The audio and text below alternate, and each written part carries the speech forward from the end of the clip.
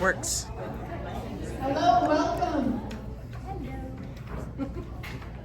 I'm Mrs. Bestman, Tiffany Bestman from Monaga School, and I have the former Monaga art teacher here who her art has always been impressive.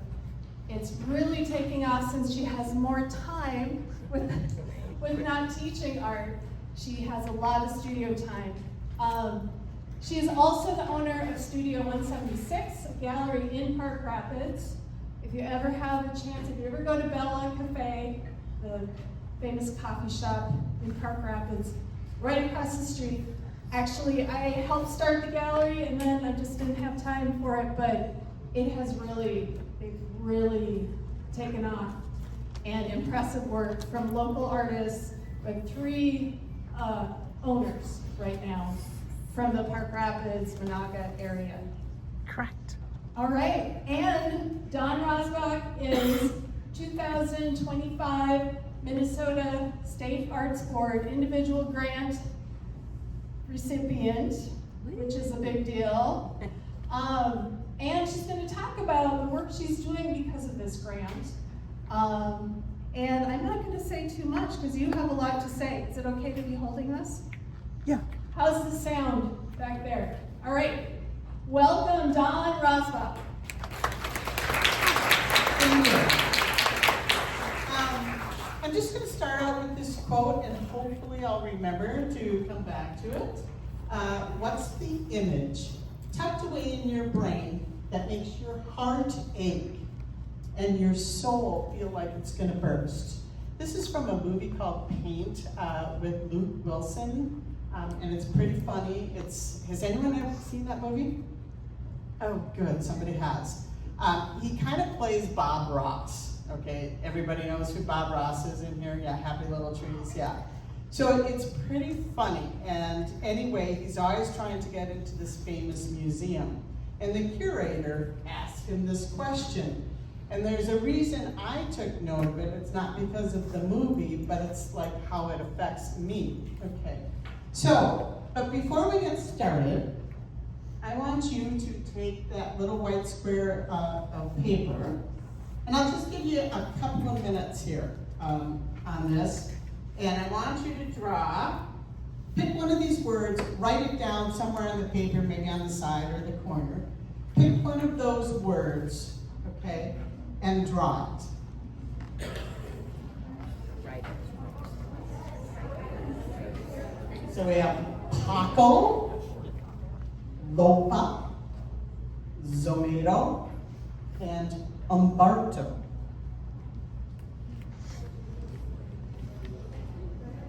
And yeah, go ahead and draw that. One of those, just one. You don't have to do all 4.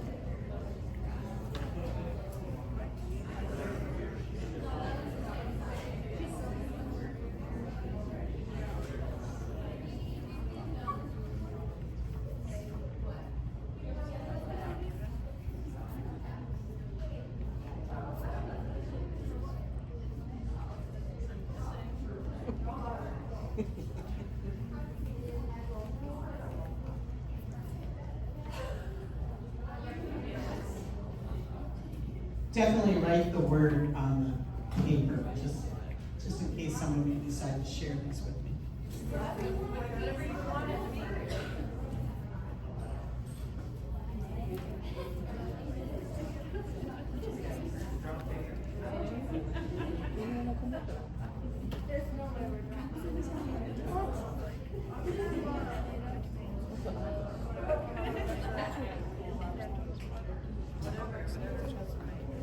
Oh.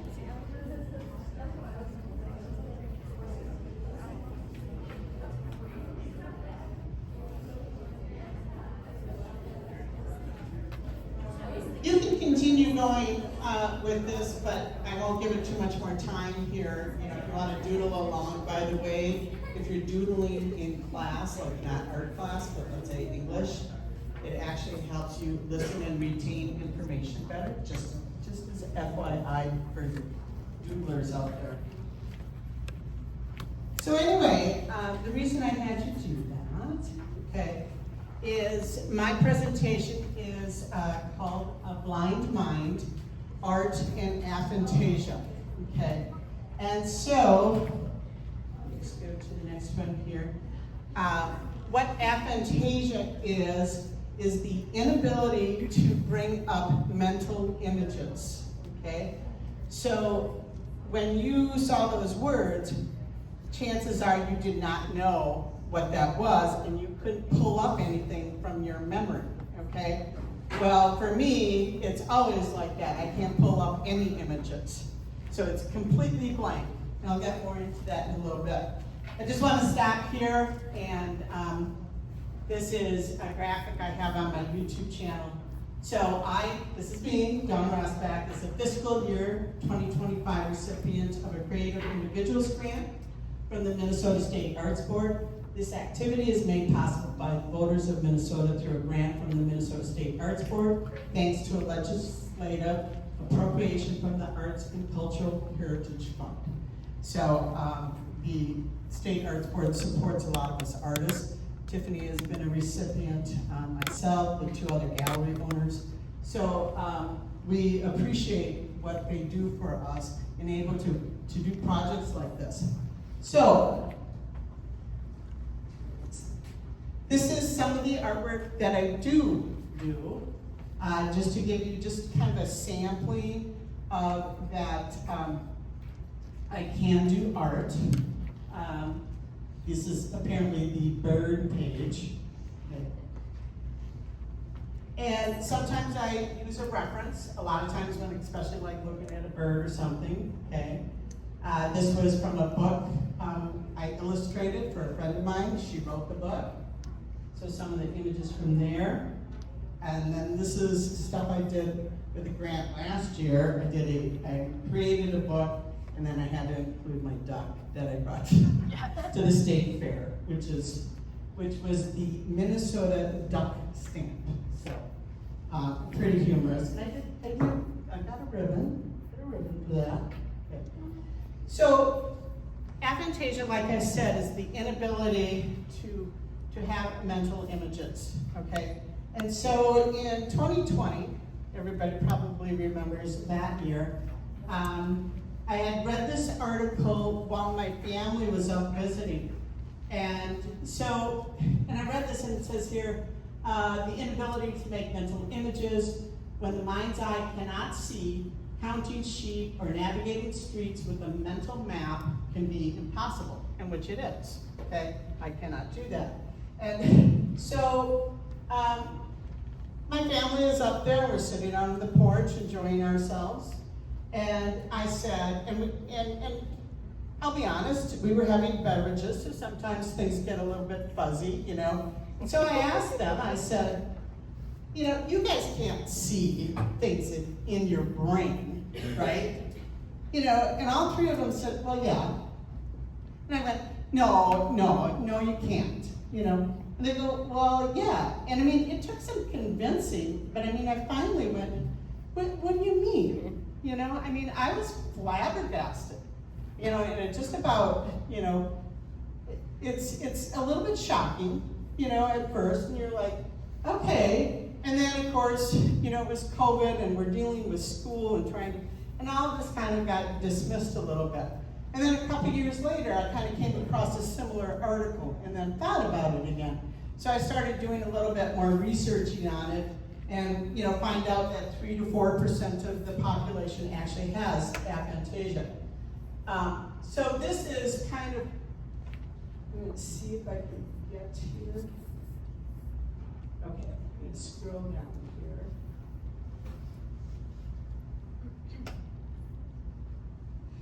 So this is, how many people can imagine a horse like this in their brain? Okay, all right. So for me, it's going to be more like, you know, some of you, well, I can't even get it to here, maybe this is good. It's going to be not even like that. It's going to be really solid.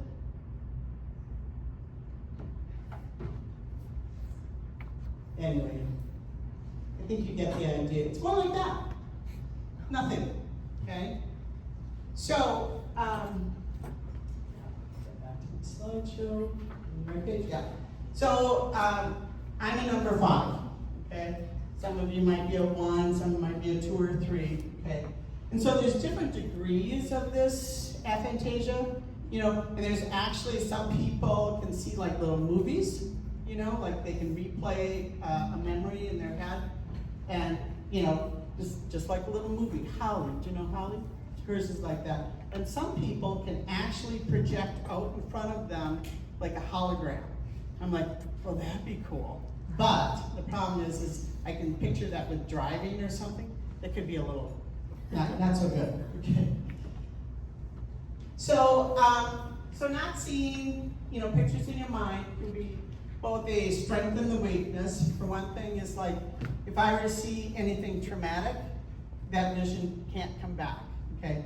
The bad thing is I can't see people I care and love. You know, I can't imagine them. And sorry, I just got a little choked up on that one. And so we have to find alternative ways of you know, figuring things out. And so most AFANs tend to be more analytical. So they go into the sciences, math, and engineering, you know, that kind of a thing. And those were areas that I really liked. I really liked science and math, but I loved art, you know. So, and I think I tend to be more technical in my art. It took me many, many years to get more expressive, where I think a lot of artists are definitely more expressive. So, and of course, there's exceptions in the industry. So the common questions I get, you know, is how can you even be an artist? And I think that happened in the gallery. And so that's where I decided, you know, to kind of maybe think about writing a proposal for this grant. You know, it's like, well, I mean, and sometimes you sit there and you feel like really dumb. You're like, well, how can I? I mean, obviously, you know, people have these amazing visions in their head and they're creating their art from that. One of my friends, Sam, she said, yeah, I'll use a photo reference, you know, and then I picture that, and then I'll change the background to different colors and textures. I'm like, that would be so cool. You know, that would be so cool. But I don't have that. So, you know, then it was like, you know, that became the inspiration to kind of do a process in my art, you know, to figure out how am I creating, you know, artwork. So, can it be cured? No, you know, so are there any tools or modifications to help? At this point, not really. The research is pretty new. It's only like 15 years old. So even though they've known about it for quite some time. So as far as like the teachers in the room, is there anything that you can do to alleviate this? Maybe just more of an awareness, you know, to know that your student might need more time in processing, especially like memory. Because I'll get into that in a little bit about the SDAM. So what happened that I have aphantasia? I was probably born with this. Although, who knows, maybe I was dropped on my head, you know. What's that? Anyway, but how they discovered it is, well, I shouldn't say discovered it, but there was a surgeon, I believe he was a heart surgeon, had a patient. That patient woke up and then all of a sudden was no longer able to, you know, see images in his head. So it became kind of this, you know, thing that this doctor noted. So there has been some people who have lost, you know, the ability to do this. And I think for them, that would be really, really a challenge in having that ability. For me, you know, I found out 5 years ago, you know, I'm older, I lived with it all my life, I didn't know any better, you know, so in some respects, it didn't affect anything, but now that I look back, it's really interesting on some of the things I think about. This question comes to me all the time, is how did I even teach art? You know, because I would use those phrases all the time, you know, picture this, you know, or see in your mind's eye, thinking those were metaphors, you know, not knowing that the kids could actually do that. So now I'm thinking back, it's like, well, how did I teach that? And I think I just use a lot of verbal connections. One of the things they think is that we actually have that imagery there, because when you look at, let's say, this glass, you know, when you're learning, right, is you learn that it's a glass and you look at the object, a word gets attached to it, that gets, you know, put through your eyes and your ears, it gets stored in your brain, and then when you go to pull it up, they think it gets stuck in a spot, and it's like maybe the whatever's in there, the neurons are stretched or warped or something, so it can't retrieve it fully, you know. So, but I have the verbal part, you know. So I think that was one of the ways that I used it. So I talked about that. I've also noticed that very first quote about what's in your mind, you know, what's in your brain, what's that image that your soul needs to get out, okay? Those kinds of things are in the movies and books, and they're referred to all the time. And like I said, I always thought they were metaphors, but they're not, you know. So, anyway, how many people have aphantasia?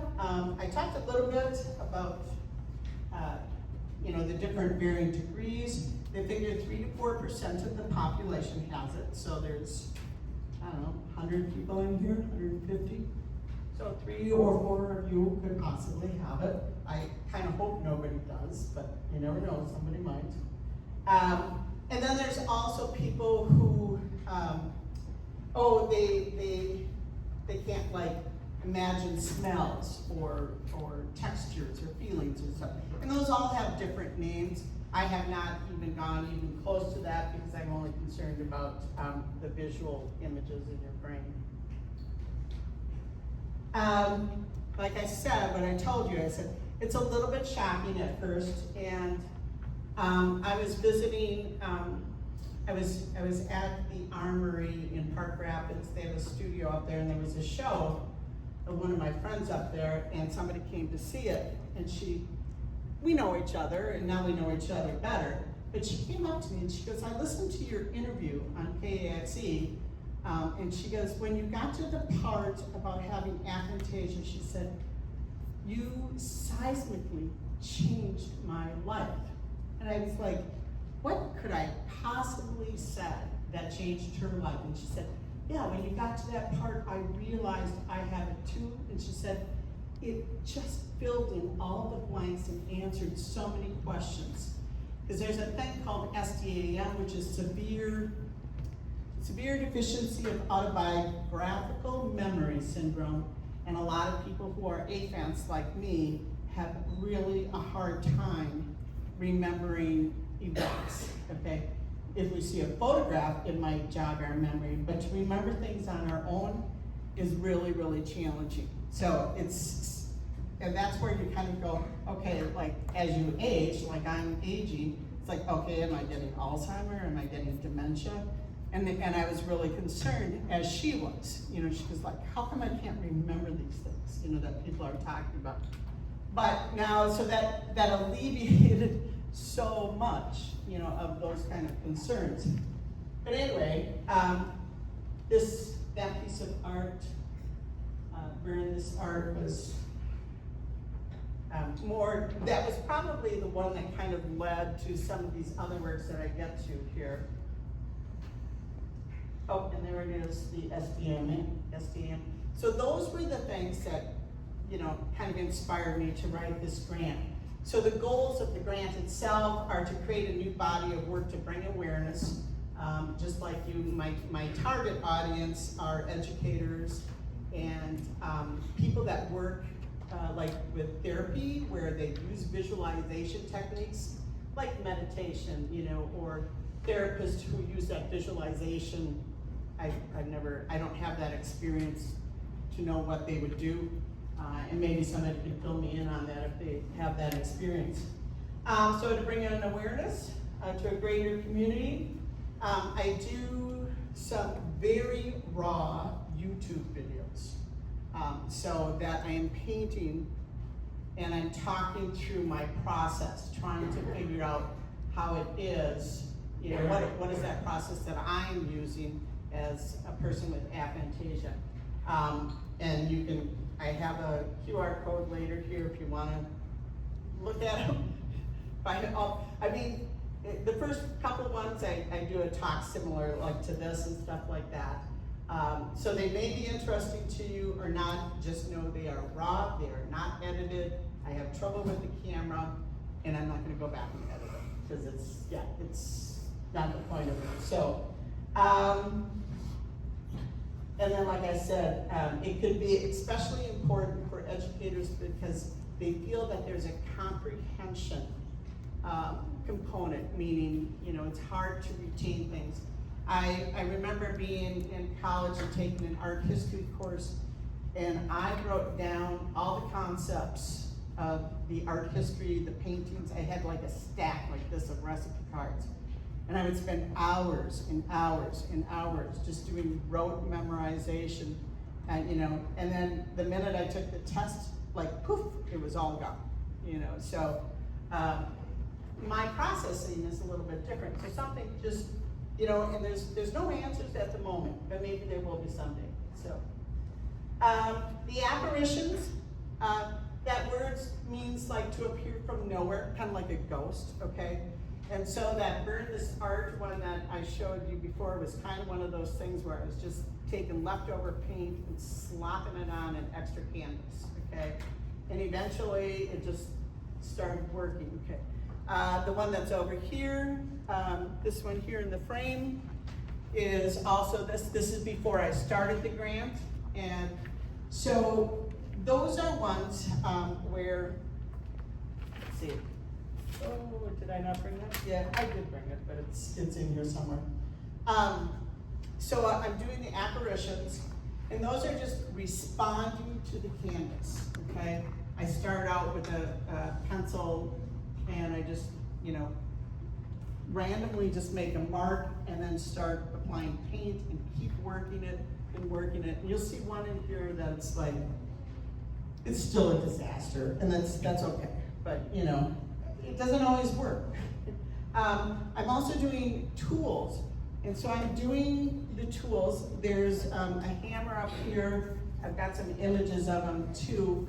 I brought the hammer along, and so I am painting this completely from my memory, which there's no mental image. I'm not using, the hammer is not in the room, or, you know, whatever tool, and I'm not using a photo reference.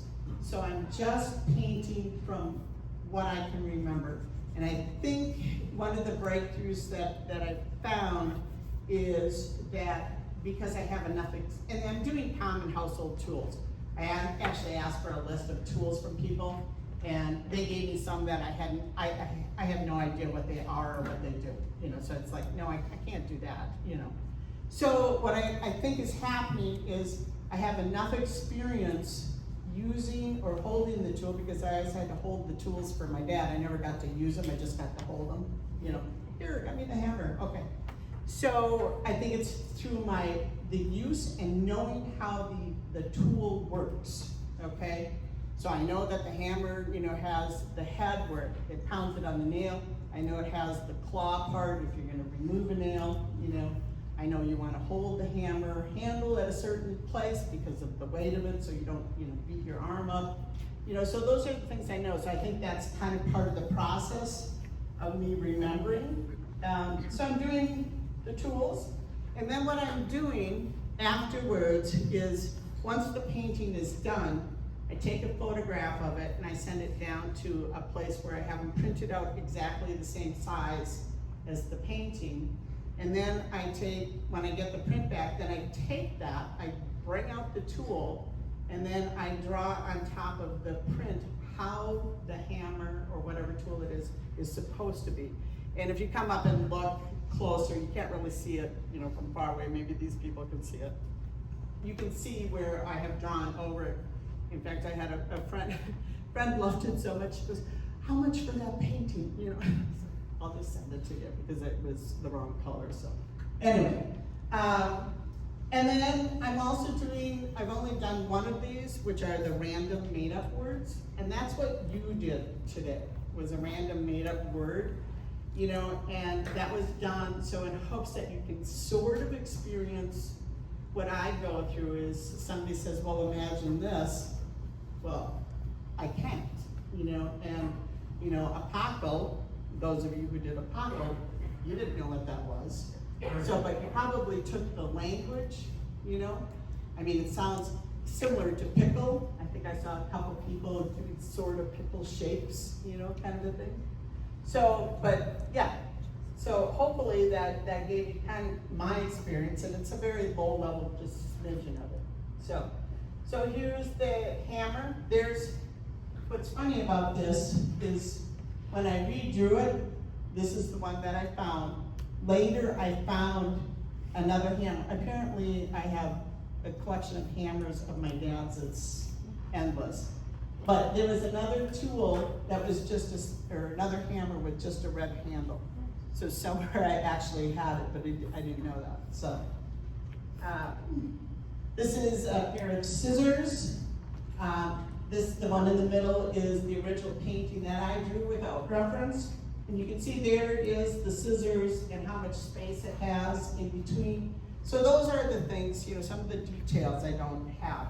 But to be able to, you know, do the scissors pretty good, you know, without, you know, having the object there I felt okay. And then these are the three current ones I didn't bring because they're all wet. And the hand drill over on the left, I could not find. I've been looking for it for 2 weeks. Yesterday I found it, and when I did, I immediately laughed because it's off a lot. So, but anyway, but you still know what it is. And so the pliers and the little garden trowel I haven't looked at yet, so I have to find those too.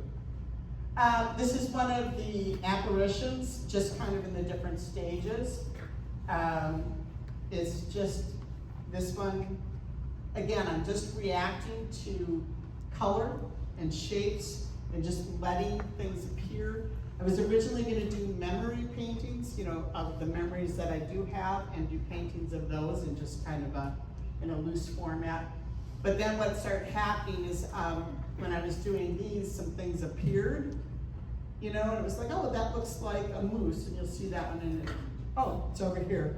So it looked like a moose, so I said, I just let it be a moose, you know. So there's kind of these memories and apparitions happening at the same time, so I decided to make those into just one of the styles of painting I'm using for this grant.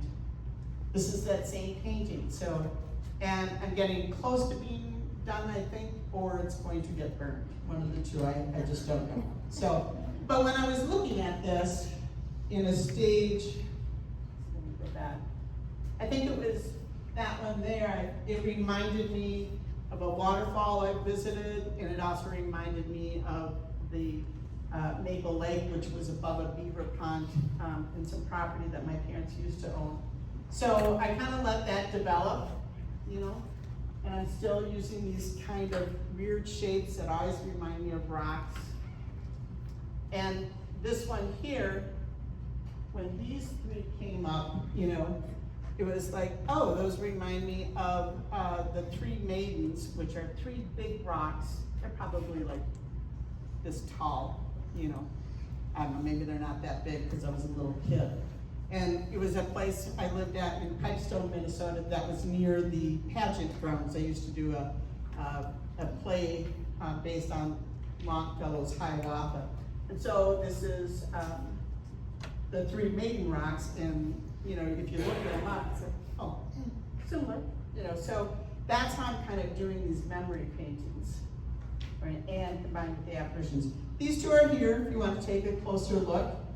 There is the moose. These graffiti moose too. I spelled that wrong. Okay. And this one I'm just calling Stormy Communications because I kind of kept seeing like telephone wires you know, through it, and kept kind of almost drawing those and painting those in as I was working. And again, these are paintings that have evolved and changed many, many times, you know, over the course of this, because I still react, and it's a problem-solving thing for me. It's like, okay, this is working, this isn't working. So, and there's that quote again, about, it is a kind of a fun movie. Oh, this I just threw in there, it's a lot further than this, but this is quite a large painting doing. And then there is my YouTube QR code. I'm just gonna see, oh yeah, just references. If it's something you're actually interested in more of, there's a website called Aphantasia Network, and they have tons and tons and tons of information on there. So I have nothing more to say unless somebody has a burning question. Oh, okay. Have you recorded your reaction when you find the tool? Yes. And I'm always laughing. yeah, you have recorded your reaction, like Yeah, because I set up the camera, you know, before I bring the tool anywhere near the thing, and then yeah, so it's pretty funny. But yes. How do you dream? I do dream visually, and I don't dream often, and sometimes when I do dream, it's very vivid, very colorful. I have dreams where people I know are there. Probably everybody has that, but those are always kind of precious to me, you know, especially if they've passed, you know. So, and I have a lot of celebrity dreams. Yeah. It's pretty fun, you know, because it's like, am I living in a different world? Because this is really cool, you know. I get to know George Clooney and Brad Pitt and Dudley Moore. You probably don't know who Dudley Moore is, but yeah. Any other questions? If there's anybody in here that has discovered today that they have this and you want to talk to me in private or something, yeah, just come up to me later and we'll chat. All right, thank you, and I don't know who's, oh, was that a question or you were just stretching? Okay. Who's up next? Thank you, Don. Thank you.